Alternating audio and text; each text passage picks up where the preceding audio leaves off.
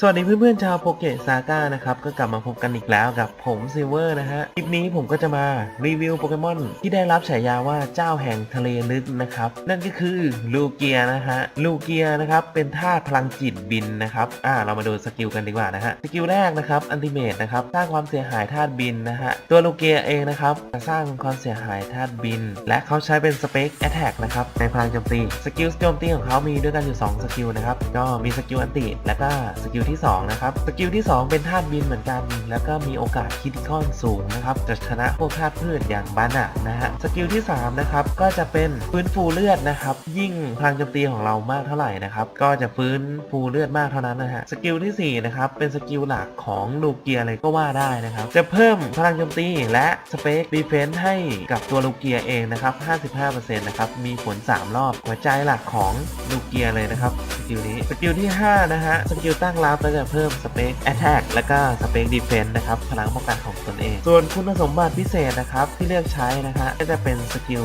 ไม่ได้รับผลกระทบจากการลดแอตแทกหรือสเปคแอตแทกแล้วก็พลังป้องกันนะครับถ้าสุ่มได้นะครับหรือจะใช้เพิ่มความเสียหายสเปคแอตแทกไปก่อนก็ได้นะครับสกิลนี้นะครับต่อให้โดนดีบัฟลดดาเมจนะฮะจะไม่ลดนะครับจะไม่ติดสถานะดีบัฟนะฮะส่วนตัวลิงก์นะครับก็หาได้จากการจับระดับสูงนะครับอย่างสนอแลกหรือแอปโซนะฮะอาวุธที่ลูเกียใช้นะครับก็จะเป็นแอปเปิลนะครับเพราะลูเกียถึกอยู่แล้วนะครับยิ่งใส่แอปเปิลนะครับเลือดก็จะยิ่งเด้งเต็มหลอดเร็วขึ้นเท่านั้นนะลูเกียหาจับได้ในเขตระดับสูงในช่วงเวลาฝนตกหนักมากนั่นเองนะครับต้องมีใบระดับสูงก่อนนะครับส่วนใบระดับสูงก็หาได้ตามกิจกรรมเช่นเคยนะครับส่วนนิสัยของลูเกียนะครับจะมีด้วยกันอยู่3แบบนะฮะให้เลือกเล่นด้วยกันอยู่3แบบนะครับลบแอตแทกเพิ่มสเปคดีเฟนส์ลบแอตแทกเพิ่มสเปคแอตแทกนะครับแล้วก็ลบแอตแทกเพิ่มความไวสปีดนะครับก็จะมีโบราณหนักแน่นแล้วก็ขี้ขาดนะครับสำหรับโปเกมอนลูเกียครับก็ประมาณนี้นะฮะสำหรับผู้เล่นที่เติมเงินครั้งแรกนะครับก็จะได้รับลูเกียมาเลยนะฮะเติมเท่าไหร่ก็ได้นะครับส่วนนิสัยได้มานะครับก็จะเป็นไม่บวกไม่ลบถือว่าปั้นได้อยู่นะครับปั้นได้อย่างยาวๆเลยนะครับสีแฝดของลูเกียนะครับจากเดิมเป็นสีน้ำเงินขาวนะครับก็จะเป็นสีเลือดหมูขาวแทนนะครับและค่าสเตตัสก็จะเพิ่มขึ้นด้วยนะครับถ้าแฝดแล้วนะฮะ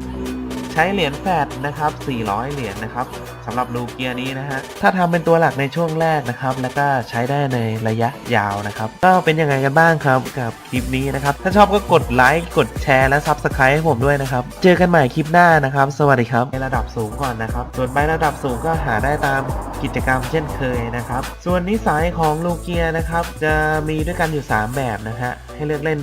ด้วยกันอยู่3แบบนะครับลบแอตแทกเพิ่มสเปคดีเฟนส์ลบแอตแทกเพิ่มสเปคแอตแทกนะครับแล้วก็ลบแอตแทกเพิ่มความไวสปีดนะครับก็จะมีโบราณหนักแน่นแล้วก็ขี้ขาดนะครับสำหรับโปเกมอนลูเกียครับก็ประมาณนี้ครับสกิลนี้นะครับต่อให้โดนดีบัฟลดดาเมจนะฮะจะไม่ลดนะครับจะไม่ติดสถานะดีบัฟนะฮะส่วนตัวลิงก์นะครับก็หาได้จากการจับระดับสูงนะครับอย่างสนอแลกหรือแอปโซนะฮะอาวุธที่ลูเกียใช้นะครับก็จะเป็นแอปเปิลนะครับเพราะลูเกียถึกอยู่แล้วนะครับยิ่งใส่แอปเปิลนะครับเลือดก็จะยิ่งเด้งเต็มหลอดเร็วขึ้นเท่านั้นนะลูเกียหาจับได้ในเขตระดับสูงในช่วงเวลา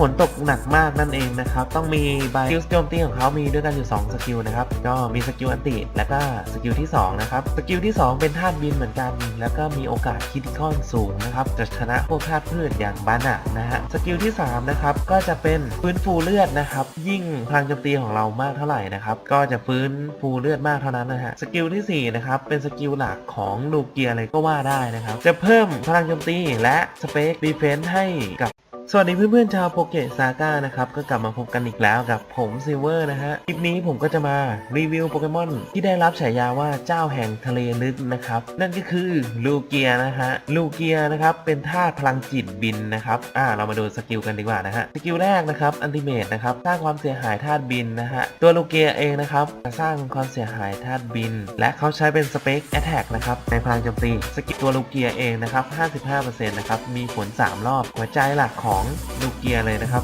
สกิลนี้สกิลที่5นะฮะสกิลตั้งรับก็จะเพิ่มสเปคแอตแทกและก็สเปคดีเฟนส์นะครับพลังป้องกันของตนเองส่วนคุณสมบัติพิเศษนะครับที่เลือกใช้นะฮะก็จะเป็นสกิลไม่ได้รับผลกระทบจากการลดแอตแทกหรือสเปคแอตแทกแล้วก็พลังป้องกันนะครับถ้าสุ่มได้นะครับหรือจะใช้เพิ่มความเสียหายสเปคแอตแทกไปก่อนก็ได้นะ